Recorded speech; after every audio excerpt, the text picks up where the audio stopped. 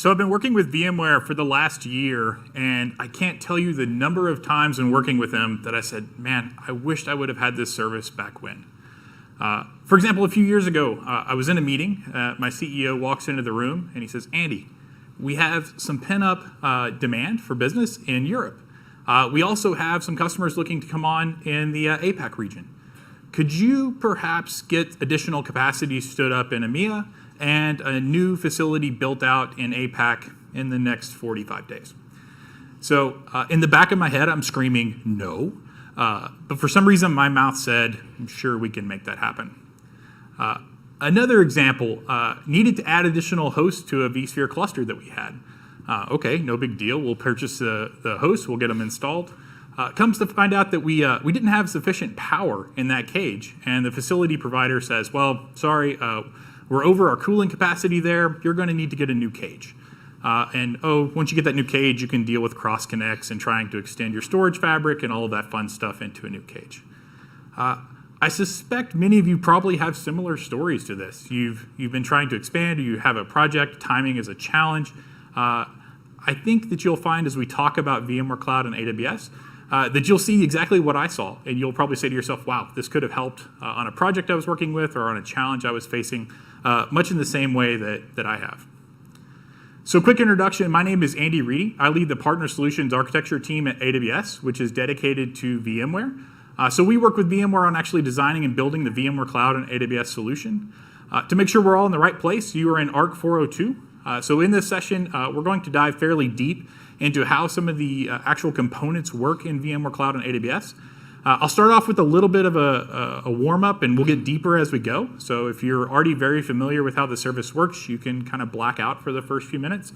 And then I'll try to raise my hand and let you know when you can start paying attention, but I suspect it will be fairly obvious. As we get kind of further on and we've explained how this thing actually works, we'll then start digging into architectural patterns, and I'll try to highlight some best practices as we go along based on what we've seen in the usage of the service so far. At the end of the session, I'll be around. I think we're the last session of the day, so I'll be up here to answer any questions that you might have until they kick us out of the room. So we won't take questions from the mic or during the session. If you could just hold those to the end. Come up afterwards. I'm happy to engage with you and talk one-on-one about any questions that you may have.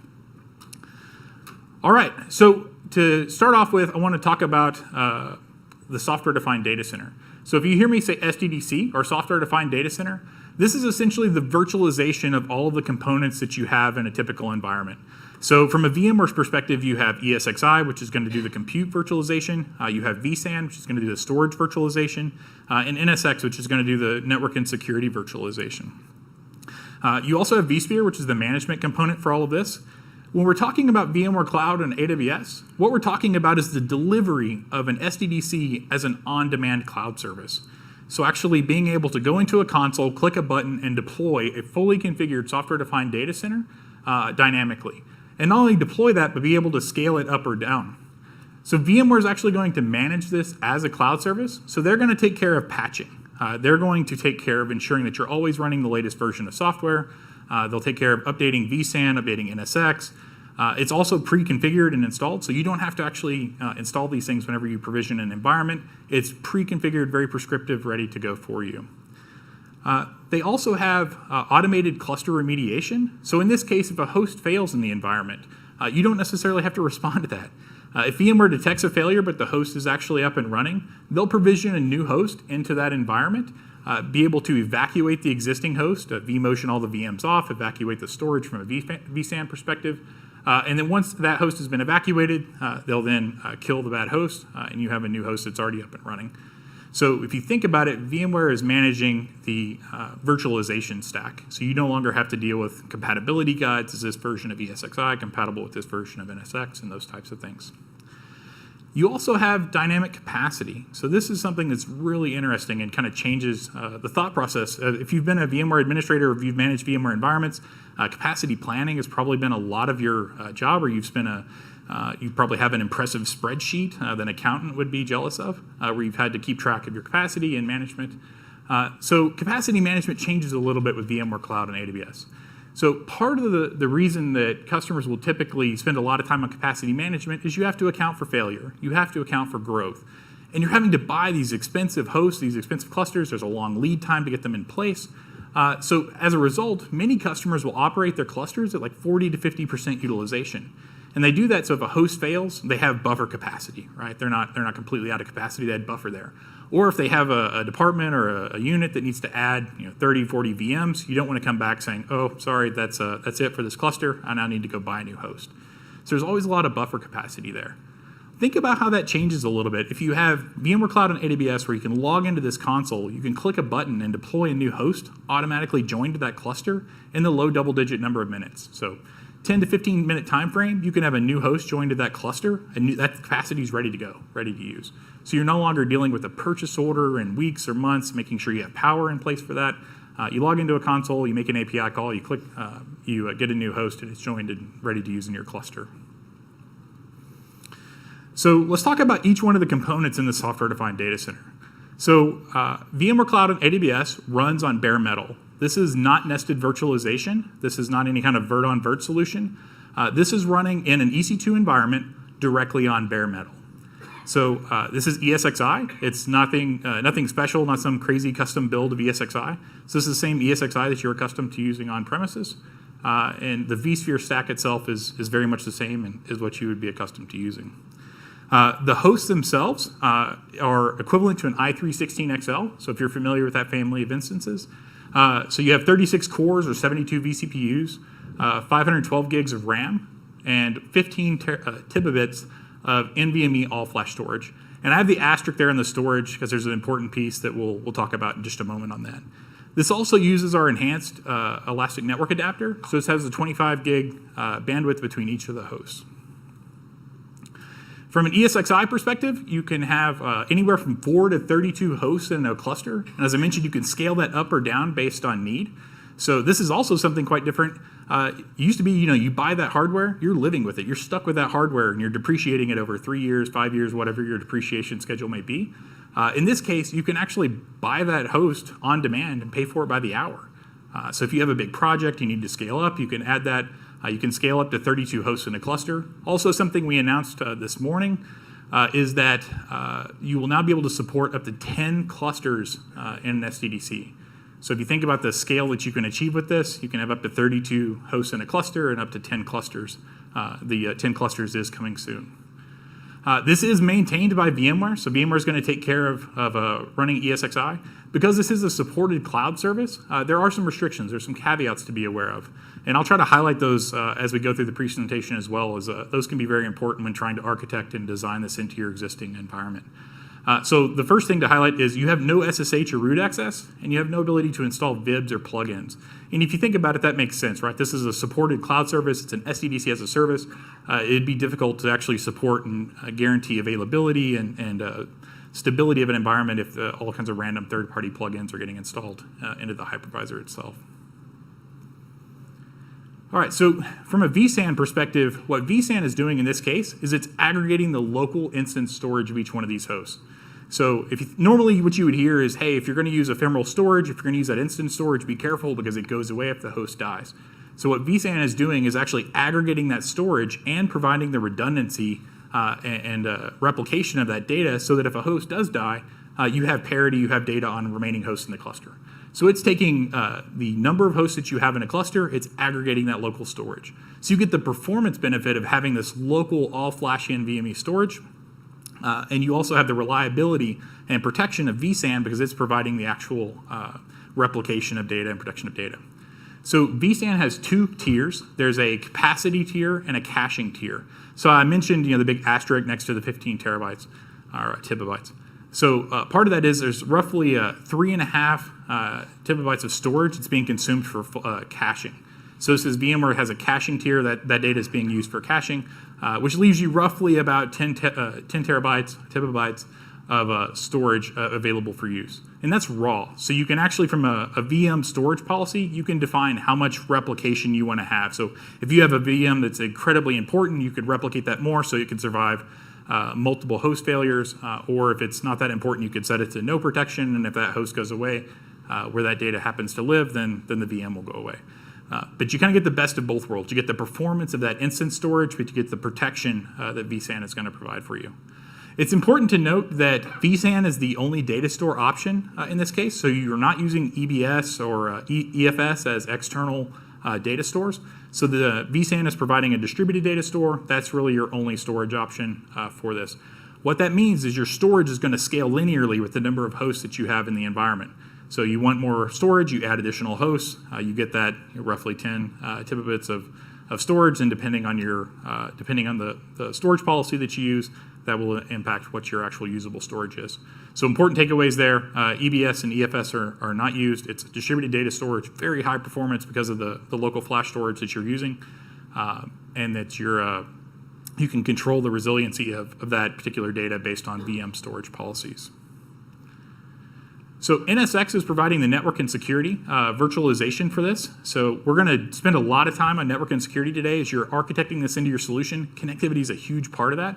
I will just kind of caveat that we're going to spend a lot of time talking about networking. So NSX lets you do a couple things. You can do logical networks. We'll get into the logical networks and the overlay, how that actually works and what that means. There's compute and management gateways. These are gateway devices that provide connectivity for those logical networks. Do IPsec termination, NAT, those types of things. We're going to dig into that a lot more. And ultimately, there's vSphere. This is a vCenter-based environment. If you're comfortable and familiar with using vSphere, then you'll be comfortable using this. The idea here is it's very familiar. As I mentioned, since this is a managed service, you will not have full administrative rights into vCenter. There's a delegated account, so they created an account called Cloud Admin. You'll have that Cloud Admin account. That gives you the permission you need to actually manage logical networks, to manage your workloads, but it's going to prevent you from making disastrous changes that actually break the cluster underneath. There's also a new thing that's been put in called hybrid linked mode. We're going to spend a little bit of time talking about that as well. All right, so with the SDDC, you can deploy it dynamically, so you have this dynamic instance that's spun up, this dynamic cluster that you can then use. One of the main benefits here is that you can actually, once you've moved your workloads into this environment, you can expand and extend your applications to take advantage of these native AWS services. So this SDDC is running inside of EC2. It's running in an AWS environment, and it has high bandwidth, low latency access into the native AWS services. So in this case, you can move a workload seamlessly over into VMware Cloud and AWS. If you think about it, because this is vSphere, you don't have to go through any type of transformation. You don't have to go through a replatforming exercise. If you want to move a workload from your on-prem environment into the cloud, it's vSphere on both sides. There's no conversion to AMI or anything like that. A common thing that we'll hear a lot about when you're dealing in a hybrid scenario is there's a lot of challenges with trying to maintain environments on both sides. So in a typical customer data center, you have this environment, you have your own networks there. So those networks are going to be different than the subnets that you have in AWS. So if you were to ever try to move a workload from on-prem to AWS, you're going to have to re-IP that workload. You're going to have to convert it to a different machine format. There's going to be different tools. So all the tooling and everything that you're accustomed to using on-prem, those are going to be different when you move into a cloud environment. So with VMware Cloud and AWS, it's essentially vSphere on both sides. So if you're comfortable running a vSphere environment on-prem, you're going to be comfortable running it inside of the SDDC inside of AWS.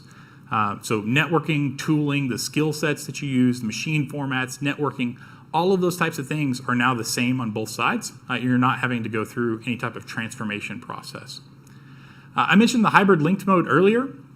So the SDDC is actually deployed in its own single sign-on domain. If you've ever dealt with the platform services controller from VMware, you can create a single sign-on domain. That would obviously be difficult if you're trying to auto-provision this environment and have it pre-built up for you. You don't want to have to wait to configure an external single sign-on domain. So VMware will create this as its own sign-on domain, and they've introduced hybrid linked mode. What this allows you to do is actually connect it back to your on-premises environment and show up just as another data center. So if you look inside a vCenter, you're used to seeing all your different data centers that you have in that environment. VMware Cloud and AWS will show up just as another data center. So now you have a single pane of glass. You can manage this environment using the exact same screen that you're using in your on-prem environment, and you're not having to jump over to a different interface. All right, so this is deployed in a slightly different way than what you'd be accustomed to from an AWS service. As such, there's going to be two accounts that you need to be aware of. And I want to just bring this up early because this is kind of a primitive thing you need to understand as we continue to discuss how the service works in the future. So the first is when you sign up for VMware Cloud on AWS, VMware is actually going to create a brand new AWS account for you. You have no visibility to this account. You'll never log into it. You'll never see it. VMware is creating a single tenant account that they'll pay for, that they own, that they operate, they have access to.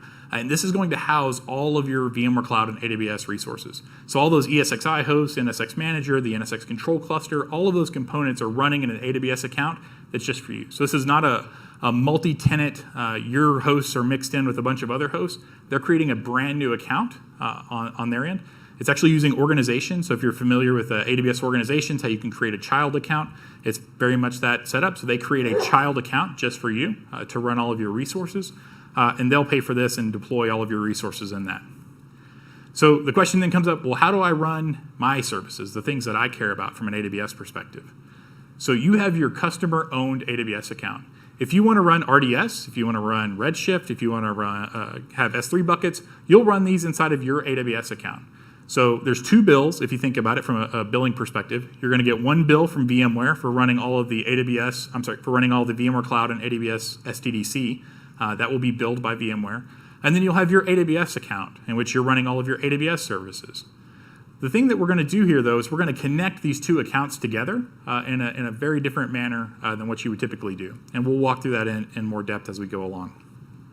So key takeaway here, two accounts, one owned by VMware, one owned by you, the customer. You'll have the complete isolation of that, so your account is not shared with others. You'll run all of your AWS services in your AWS account, two bills. So just important to make sure you understand that. All right, so let's talk about some just quick use cases, how this might fit in. So as we're going through the technical details, you can be thinking about how this might apply to your environment. So there's a few things we hear from customers today about how they want to leverage VMware Cloud and AWS and ways they're interested in using this. The first one is on data center expansion.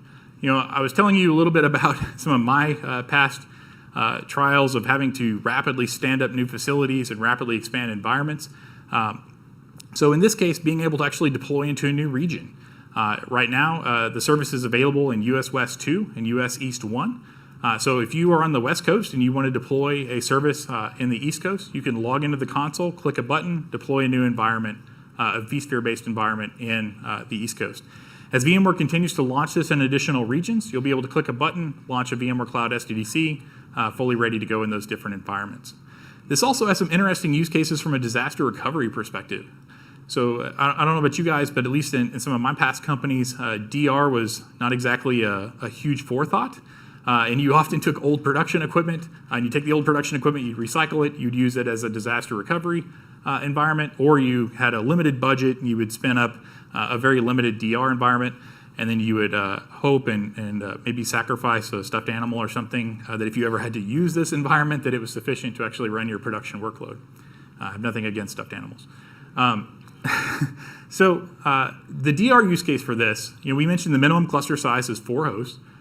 You could actually deploy a 4-host cluster, use it as a pilot light, have your replication targets there, maybe your databases that you're going to target, all of the data for your environment, and you replicate it in there. And if you ever have to actually spin up the environment, you could go from 4 hosts to 8 hosts, 10 hosts, 32 hosts, whatever you actually need. But again, you can deploy those additional hosts in the environment in a very short time frame. You were talking minutes as opposed to days or weeks.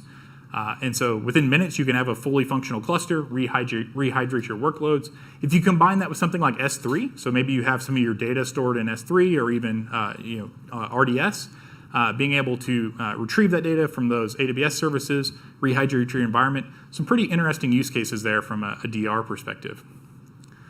The next one is on consolidation. So we hear from a lot of customers that I'm interested in getting out of the data center business. I would like to either shrink the number of data centers that I have, or I would like to completely eliminate all of my data centers.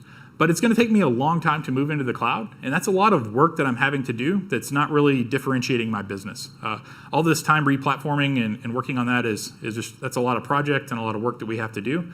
It would be awesome if I could, I don't know, maybe right-click on a VM and move that into the cloud without having to go through a replatforming. So that's very much what you can do with VMware Cloud and AWS. You run that hybrid linked mode, you get the connectivity set up. I can now move my VMs from an on-prem data center into VMware Cloud and AWS without having to go through re-platforming. So this really accelerates the time that you can be moving to the cloud as opposed to continuing to operate these data centers. So shrinking, reducing the number of data centers, or eliminating data centers altogether is the second use case that we hear a lot about. The third is workload flexibility. So there's an example of this would be seasonal workload or cyclical workloads. So if you're in Q4 and you're a company that does a lot of e-commerce, maybe you need additional capacity in Q4. In that case, you could actually expand your cluster, have a 6 or 8 node cluster, whatever you need to satisfy that demand, and then shrink it down whenever you no longer need it. Another one is on proof of concepts and projects. We hear this a lot from customers. I have this project, we have no idea if it's going to fly or not, but I'm receiving a request to deploy a brand new cluster. It's going to cost me a couple $100,000 to deploy this thing, and 6 months from now, it may not even be needed. So in this case, you have that project team, you spin up a brand new SDDC for them, they deploy their environment, they go to town, do whatever they need to do. Whenever it's no longer needed, just completely tear down the cluster, delete the SDDC. You haven't made any long-term capital investments. Okay, so hopefully that's a good level set, so you have a good sense of what the service is. Let's start diving in a little bit deeper on how you would actually provision an SDDC and some of the requirements that you would have to do that. So there's really, the first way to get started with this is you're going to log into vmc.vmware.com. This is the VMware Cloud portal. So as we're going through this, if you hear me talking about the VMware Cloud and AWS portal, this is a separate interface. So you're going to log into this portal, and it's going to use your my.vmware.com credentials. So if you're a VMware customer, you already have these credentials. This is what you would use to log in. VMware is going to have an organization construct, so they have an org construct inside of this portal, and they're going to have identity and access management. It's important to note this is completely separate from your AWS orgs or your AWS IAM. This is only within the VMware Cloud and AWS portal. So you're going to define SDDC owners, you're going to actually configure users in this thing, what permissions they have, those types of things. You'll deploy all that within this portal. When you go to actually create a new SDDC, a few things you're going to need. You're going to need to give the SDDC a name. You're going to need to specify an AWS account in which this SDDC connects to. So this is really important. I mentioned earlier there's 2 separate accounts. When you actually go to provision an SDDC, you need to define which AWS account you want to connect this to. Once you provide this information, we'll go through a little bit more detail of how this connection actually works next, but you're going to specify which VPC you want to connect to and which subnet you want to connect to. And there's implications to this, and we'll talk about those in just a moment. You're also going to want to specify your management CIDR range. This is important to think about and to put a lot of thought into, which management CIDR range you want to use. There's potential as you build VPN connections to establish connectivity into this for overlap. We're going to talk more about global IP planning here in just a moment. But it's one of the things you'll have to provide whenever you actually go to deploy this SDDC.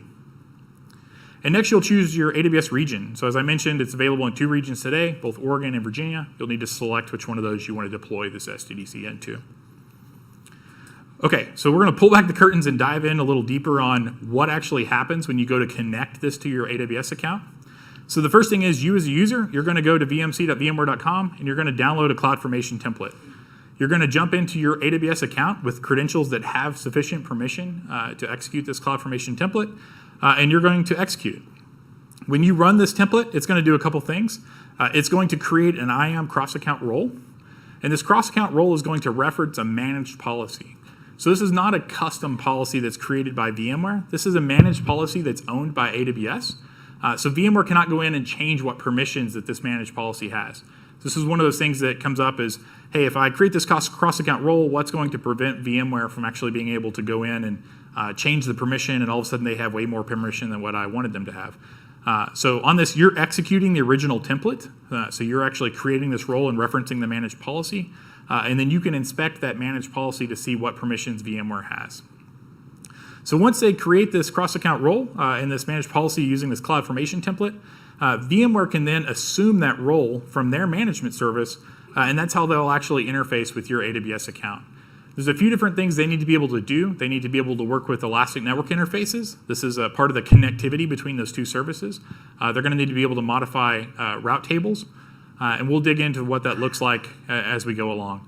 But important to note here, in order to establish the connectivity between these 2 accounts, you're executing a CloudFormation template that's going to create a cross-account role. VMware will then assume that role in order to make changes inside of your AWS account. This is a one-to-one mapping. So you have your SDDC can only be mapped to a single AWS account at this point. So if you use multiple AWS accounts, if you are using accounts as a kind of a organizational structure, if you have different teams that have different accounts, we'll talk about how you can establish this connectivity to multiple accounts. But ultimately, you have a single account for the default connectivity that goes between these. All right, so we've deployed our SDDC. Hey, I get this a lot, but hey, you mentioned I can use my same tools, but you just mentioned this new VMware Cloud console. What's the difference? Why would I use the VMC console versus my vCenter interface? So really just want to highlight the differences between those here. So you're going to log into vmc.vmware.com to add or remove ESXi hosts.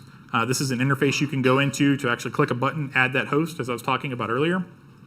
This is where you'll do all of your user management for the organization, the permissions you have at an SDDC level, not within vCenter itself, but as you have multiple SDDCs, being able to define users and orgs there. You'll be able to do actual simple network configuration. So your firewall configuration, your external IP address, so being able to actually, for example, take an EIP that's coming from the AWS side and NAT that over to a VM running inside of this SDDC, you would do that type of configuration.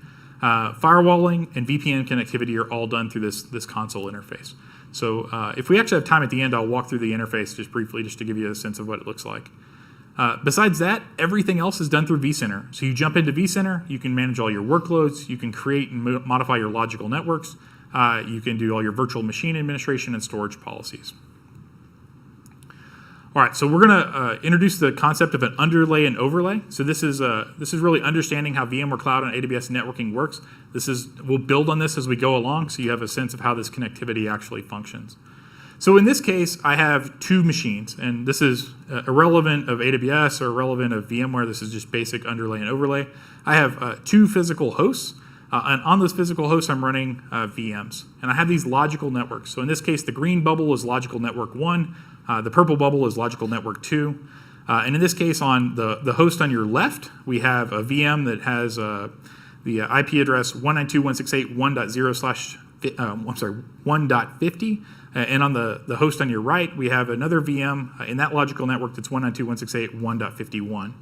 Now, these logical networks are virtualized. These are layer 2 constructs that are essentially can extend across layer 3 boundaries. And this is done by tunneling using VXLAN. So the physical hosts themselves are sitting on 172.31.1.0. So the host on the left has .10. The host on the right has .11.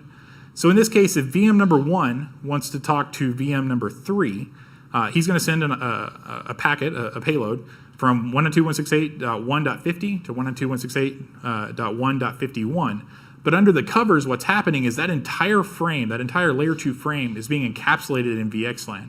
So if you look at the bottom there, you can see my underlay network has a MAC address, the MAC headers, the IP headers, UDP. I have my VXLAN header, and then after the VXLAN header, I have my full overlay packet. So I have my MAC address for my overlay, my MAC header for my overlay, IP header in the overlay. Ultimately, I'm taking the entire overlay network frame and I'm encapsulating that, sending it between the two hosts. So when the host .10 sends that to .11, .11 is going to strip off that underlay set of headers and then pass the overlay up into the logical network.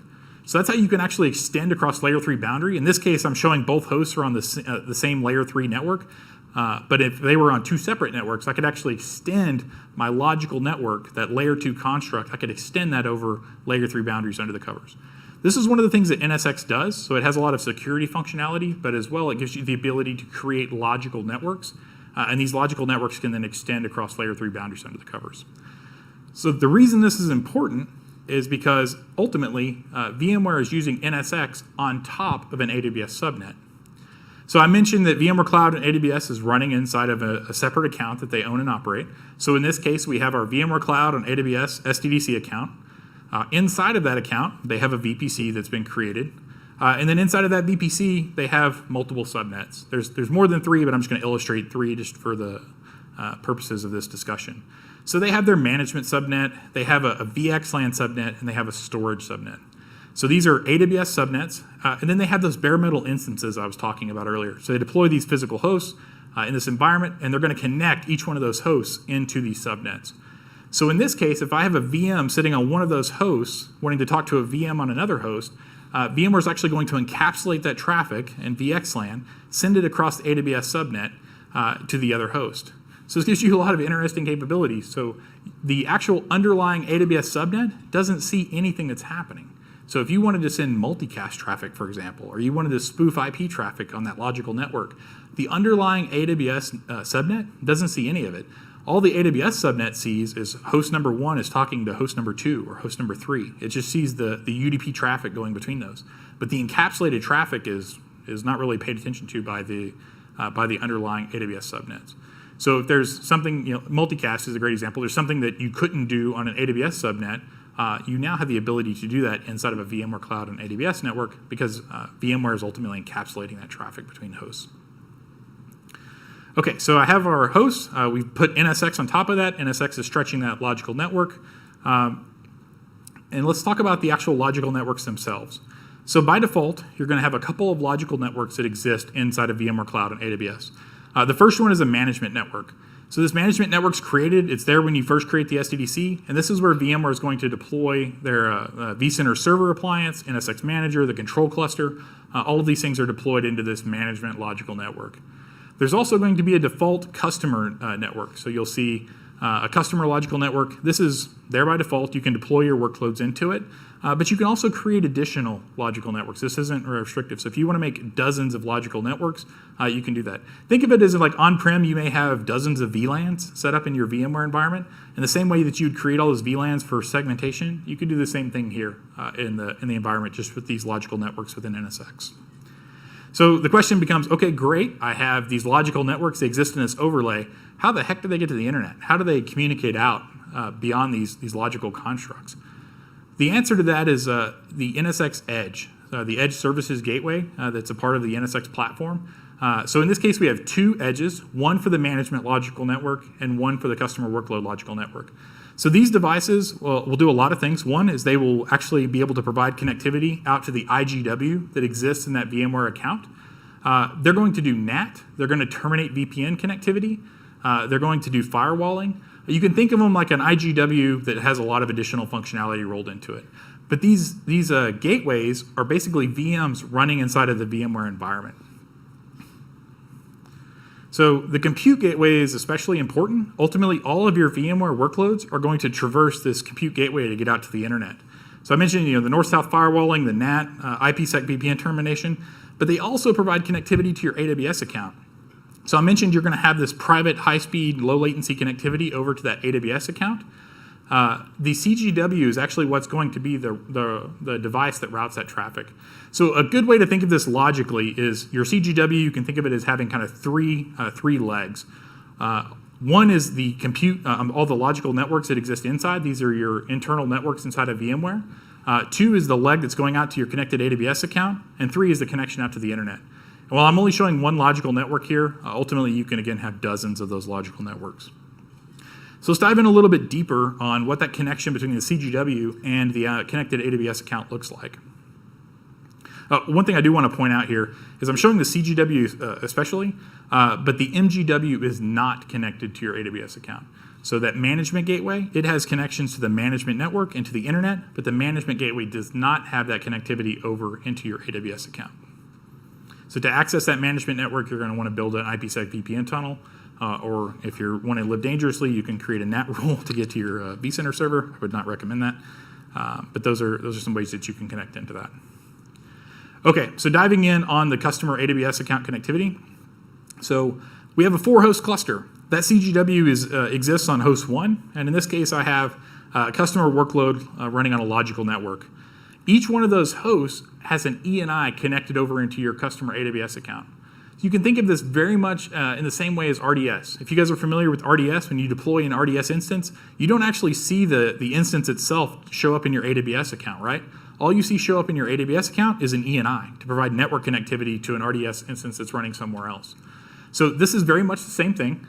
So an ENI is deployed into your account using that cross-account role that we talked about earlier and is connected back to the host running inside of your SDDC account. So in this case, the CGW is running on host 1. I want to send all of my traffic, obviously, to that CGW. So I have a route table in my AWS account that's pointed to the ENI associated with host 1. So if I have a AWS instance that needs to be able to talk to that compute workload VM over there on the left, it's going to go through the CGW. The CGW is going to send it out of the interface on host 1 that's going to pop out of the ENI in your AWS account. Okay, that makes sense. So that provides connectivity back and forth between those environments. That gives me a lot of cool capabilities. For example, if that customer workload is a database, and I want to be able to expand that database to run, to do data warehousing with Amazon's Redshift. Well, now I can actually communicate through private IP space, not doing NATing or VPN or anything like that. That VM on the left can actually communicate directly with Redshift. Well, what if host 1 fails? That connected ENI is connected to a host that no longer exists or has failed. What happens then? So in that case, VMware will either vMotion that host if it's in a degraded state, or will kick over to a CGW that is a backup CGW that's running on an additional host. It's connected to that logical network still, and they will use that cross-account role to actually update that route table to point it to the new ENI. It's actually faster to update the route table than it is to take an ENI and detach it from one host and attach it to the other. So it's a very quick transition if you need to move between hosts. So for whatever reason, if VMware is doing maintenance or they're upgrading that ESXi host or a host fails or whatever, they have the ability to vMotion that CGW around. They can use that cross-account role we talked about earlier to update that route table and to point it to the right ENI. So something really important to note here is you're essentially peering between two accounts, but you're not paying peering costs. There's no peering fees or anything like that. It's not using peering, it's using this ENI connectivity between the two hosts. So, however, in this particular case, host 2 is connected to an ENI on your subnet. They're both in the same availability zone. So by default, we'll put these things in the same availability zone. One thing to think about as you're designing this environment or deploying this environment in your architecture is if the thing you're connecting to in your AWS account, in this case Redshift, so if VPC subnet 2 were in a separate availability zone, you're going to have the cross AZ charges in that case. So by default, if the ENIs and the resources that you're accessing are in the same AZ, no problem, no cross AZ charges there. By default, that will be the case. So the ENIs and the VMware Cloud and AWS SDDC will all be in the same availability zone. Once that connection comes over and is in your account, you can access resources in all AZs. So just be aware of that as you're planning out your resources and where you deploy them. If VPC subnet 2 is in a different AZ, you could incur cross AZ charges in that particular case. Okay, so let's look at an actual hybrid connection scenario. So in this case, I have a customer data center on the left. I have my compute cluster. I have my management cluster. And on the right, I have my VMware Cloud and AWS SDDC. I've got my compute gateway that we talked about. I've got my management gateway that we talked about. How would I actually establish connectivity between these things? So the easy way to do this is we'll just create a IPsec VPN. So from a firewall on-prem that has access to my compute environment, I'll build a VPN tunnel to my CGW. Super easy to do, very quick way to establish connectivity there. The same thing will need to happen for your management infrastructure. So if you want your management infrastructure on-prem, your vCenter server on-prem, to be able to access the vCenter server in VMware Cloud and AWS, you'll need to build a VPN tunnel to that as well. So by default, the vast majority of times, you will likely have two VPN tunnels running, one to the compute network, one to the management network. However, if you want to be able to do vMotion, you need access to those underlay IP addresses, the VM kernel ports themselves on those ESXi hosts. So in that case, you can actually use Direct Connect from your on-prem environment, and with Direct Connect, you can connect into those VM kernel ports. And something that was actually announced this morning is the L2 VPN functionality has gone into preview, as well as live vMotion. So if you have Direct Connect and you build this L2 VPN tunnel, if you have Direct Connect or you build an L2 VPN tunnel to get access to the environment, you can actually do live vMotion from your on-prem environment into VMware Cloud and AWS. If you don't need live vMotion, if you just want to do cold migration, you can build the IPsec VPN tunnels. You'll power the VM off, right-click, migrate, move it into the new data center. Once you do that, you'll bring it up. You'll need to actually re-IP it because it'll be in a different subnet in that logical network. With L2 VPN, you can actually stretch the layer 2 networking across the two environments. In that case, you don't actually have to re-IP the workload. So if you do the layer 2 VPN and you have the Direct Connect for the live vMotion, you can move a workload literally without turning it off. All right, so I just talked about a whole lot of different things. I want to just highlight some best practices that we just talked about and some things to keep in mind as you're planning out an environment. IP planning is super important. You have underlay networks, you have overlay networks, you have management networks, you potentially have environments in different regions. Ultimately, VMware Cloud and AWS will likely be connected to a lot of different things. Think about your IP address planning very carefully. One thing I failed to mention is that connection over to your AWS account, it's not just routing the subnets for each of those things, it's routing the entire VPC CIDR range. So if you have your VPC CIDR range is a /16, that CGW is going to route the entire /16 over into your account. So it's important to just think about how you're going to build these SDDCs, what IP address space you want to use, what IP space you have on-prem. Likely you're going to want to build VPN tunnels between these environments. You may want to do layer 2 VPN, but spend a little bit of time thinking about how you're going to set this up. The same thing goes for management networks. It's so easy to scale these environments to add additional hosts to clusters. Don't artificially constrain yourself by picking a really small subnet on your management side. Give yourself plenty of space so that as you're adding hosts, you can do so very easily, and you're not having to worry too much about, I chose a really small subnet and I've expanded and now I'm out of IP space on my management side. A multi-account or setting up for multiple regions, don't forget that you may want to build VPN tunnels. You may want to connect this to environments in other regions. So again, look at that globally and think about how you would actually want to connect those things. And again, you can build multiple SDDCs. So I can have one SDDC with one cluster. I can have one SDDC with multiple clusters. I could have multiple SDDCs with single clusters each. So think about how you want to deploy these. Do you want to do it based on teams, based on departments? Is it a multi-tenant type setup? You have a lot of different options here. It's very similar on the AWS side. It's like, do you want to have a single account with multiple VPCs, or do you want to do multiple accounts, each with one VPC? Very similar thought process you'll want to go through as you're designing this out. Next is from the SDDC to AWS connectivity. I mentioned before, it's one-to-one. So you have one account, one SDDC connected to one AWS account, and it's linked specifically to a particular VPC and subnet within that. So keep in mind for that. And then the subnet AZ placement is important. If you have a lot of, just keep in mind whenever you connect this thing up, if you're connecting to a lot of resources and other AZs, keep in mind the cross AZ charges if the ENIs for VMware Cloud and AWS are in a separate AZ than the resources you want to talk to. Also, plan for workload mobility. So this is something really different that you may not necessarily have had to think about today. If you can right-click on a VM and move it to a new environment, how does that impact your backup strategy? How does that impact DNS? There's a lot of considerations here. When it's easy to move workloads back and forth, it's easy to actually move the VM, but you need to put some thought into, okay, once I move it from on-prem into VMware Cloud and AWS, how's that thing going to be backed up? What's it going to point to for DNS? Those are things that you want to make sure you have a good grasp on. Also dependencies. If you have an application that is dependent on a database, or maybe there's latency sensitivity there, if you migrate that into VMware Cloud and AWS and the latency to your on-prem data center is too high, that may be something you need to keep in mind as well. All right, so if we were to kind of take those three pillars and just look at the connectivity options between them, you have your customer data center to your VMware Cloud and AWS. I mentioned the layer 2 VPN to be able to stretch that networking. The IPsec VPN times 2, so the compute VPN tunnel and the management VPN tunnel, as well as direct connect for the vMotion capabilities and access to those VM kernel ports. It's important to note on the direct connect that you cannot access the actual logical networks themselves. So you cannot traverse that direct connect and access the logical networks. That's transitive routing, right? It's going to hit that AWS account and try to want to transit to an account that doesn't, or to a subnet that doesn't exist. So that will not actually work. But you can access those VM kernel ports. The customer data center getting access into the customer-owned AWS account. This is basic connectivity into AWS that you have today. So you can do IPsec VPN, you can do direct connect. And then the customer-owned AWS account into the SDDC, that's going to use the ENIs that we talked about.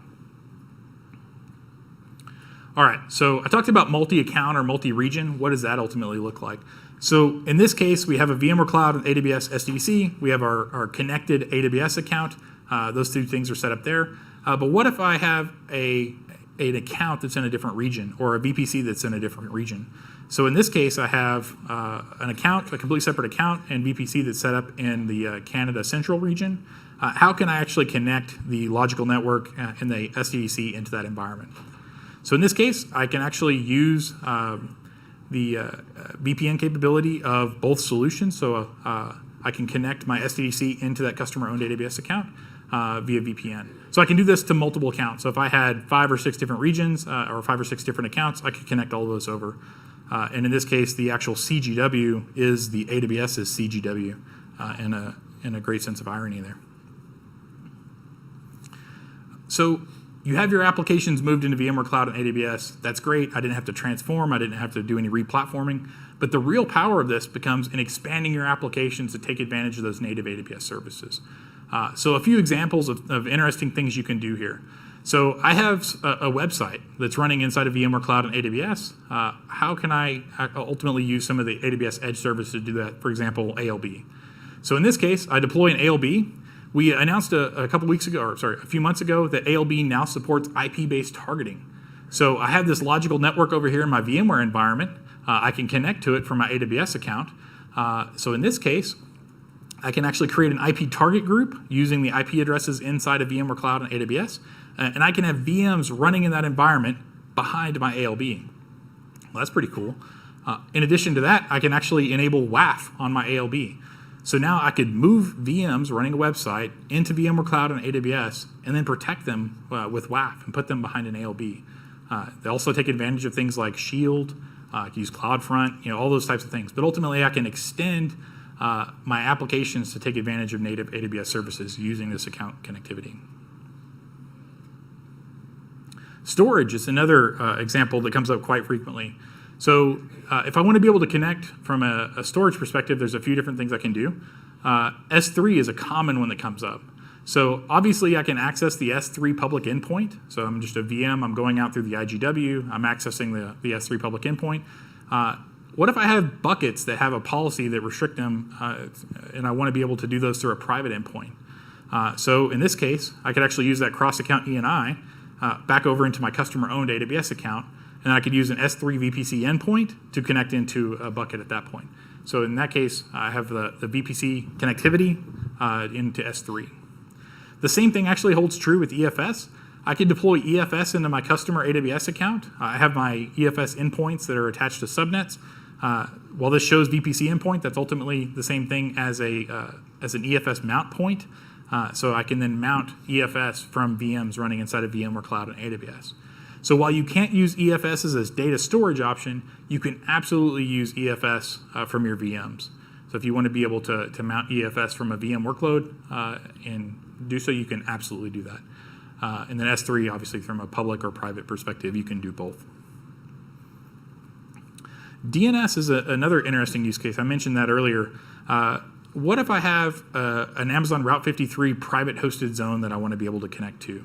So I need my VMs to be able to resolve names that are in a private hosted zone in Route 53. So I can actually deploy Simple AD inside of my customer-owned AWS account. Now, Simple AD will actually use the VPC DNS. It'll default back to the VPC DNS.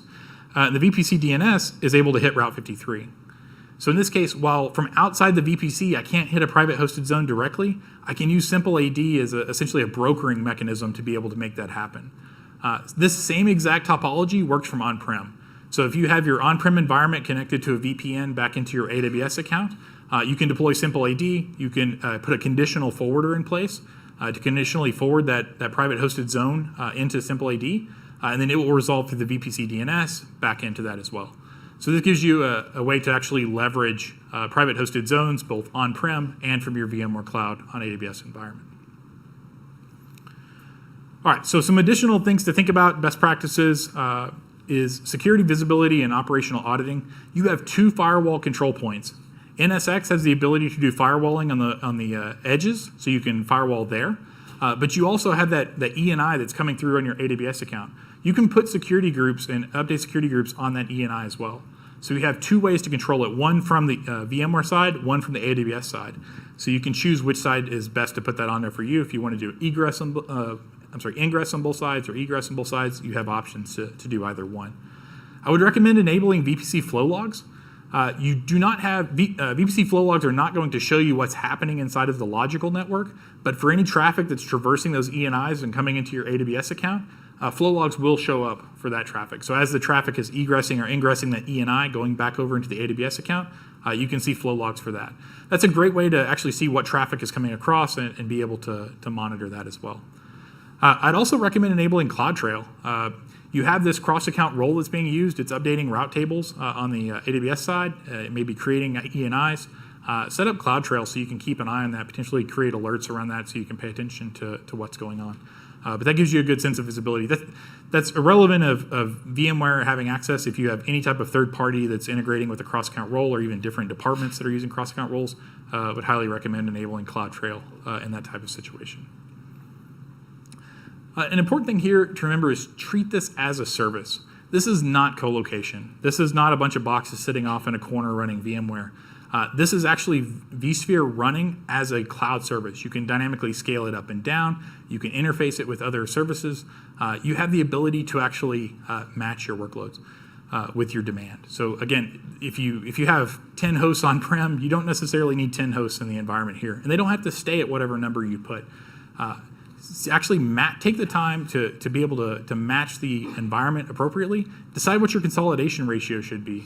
In this environment, maybe you're comfortable running 70% consolidation ratio, whereas on-prem, it takes a little longer to get replacement hardware. Maybe you are running 40 or 50% there. But don't just treat this as co-location and treat it just like you would your on-prem. This is a cloud service. This is a scalable cloud service, and you can take advantage of a lot of those capabilities there. Likewise, some of the capabilities you can take advantage of are automation. vSphere has an API that you can use for actually managing your workload. The VMware Cloud and AWS console, that environment has an API as well. So you can actually create logical networks. You can create firewall rules. They have a simplified API that's in place now for NSX. So you're able to take advantage of those things. So scale your environment up or down. Take advantage of the automation, but don't just treat this as a co-location. It is absolutely not. Some things that you can do that you typically could not do in an environment, some additional benefits or considerations to take advantage of here. Logical network support multicast. Maybe you have Oracle RAC, or maybe you have a solution that leverages multicast. You can actually run those applications inside of VMware Cloud and AWS, whereas you could not do those things necessarily in native EC2, or there's different ways to do them in native EC2. These ESXi hosts are dedicated. So there's some interesting things there from a licensing perspective. If you have software that cares about licensing, maybe from a Windows Data Center Edition licensing perspective, these are dedicated hosts. So you could actually apply those licenses to these hosts and be able to take advantage there. So think about how this could impact your licensing scenario. Also, any supported operating system that the vSphere supports can run in this environment. So if you have a virtual appliance that's been deployed by, or that's been given to you by a third party, or that you purchased from a third party, or you have a crazy operating system requirement, maybe you need to run Windows 7, or maybe you need to run some other operating system that can't be run directly in EC2, you can run those inside of VMware Cloud and AWS. As long as vSphere supports it, you can run it in this environment. Another one is host over subscription. So ultimately, you're paying by the host. In VMware Cloud and AWS, you pay by the host. You can run as many VMs as you're comfortable on that host. So we've had customers ask us, like, hey, could I run 200 VMs on this one host if I want to take advantage of that from a licensing perspective? Yeah, if you're comfortable doing that, if it fits your usage pattern, absolutely. You control the consolidation ratio. You control how much you want to subscribe or oversubscribe that particular host. So you can take advantage of those things as well. And then custom VM geometry. If for whatever reason you want to run a VM that has one vCPU but has 64 gigs of RAM, maybe there's some weird application requirement that you have, you can do those things. Where on the AWS side, you're dealing with instance sizes that are prescriptive. We define what the CPU to memory ratio should be in different families. In this case, you can right-click, create new VM, and you manually define what that geometry should be. So you have the ability to create some interesting geometries there. All right, we don't actually have time for a demo, but I will be around afterwards if anybody wants to dig in on that. All right, so just to wrap up real quick, so things to keep in mind as you leave.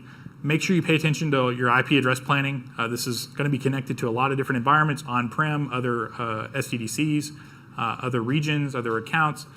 Spend some time putting some IP address planning from a global perspective in place. Your account, VPC, and AZ placement considerations. Think about where those ENIs are sitting, what they're communicating with. Is it traversing AZs? Is there going to be cross-AZ charges there? Plan for workload mobility. You now have a really easy way to move a workload in and out of the cloud. You can go both directions with just clicking a button in a console. Think about what that workload would look like if it's running in the cloud, what additional capabilities you could take advantage of. Maybe you are using EFS, but what happens if you vMotion that VM from the cloud environment back to your on-prem environment? Do you have an IPsec tunnel in place that'll allow you to access that mount point? Treat this as a cloud service. Don't just forklift everything over and call it done. This is not co-location. You have the ability to dynamically scale this service, take advantage of the capabilities of VMware Cloud and AWS, leverage the automation, leverage the APIs. What I would suggest you do from here, if you're interested in trying VMware Cloud and AWS, or maybe you'd like to get your hands on it, VMware has a booth out in the expo hall. You can actually go log into the console, take a look at it. There's also additional sessions taking place. There's one that's going to focus just on the native service integration. So I touched on some of these native service integrations, ways you could leverage these, but if you'd like to do an entire session specifically on that, there's ARC402. VMware is actually delivering several sessions as well. They're here joining us, so be sure to check out both of these other sessions if you'd like to dive in or speak with them directly. And that's it. I would ask if you could, we really value your feedback. I'd love to know what you found useful out of this session. If there's things that you would like us to capture more of in the future or focus more of in the future. So if you could, please take an opportunity to complete your survey and let us know if this was useful for you and what you would like us to do better in the future. I would greatly appreciate that.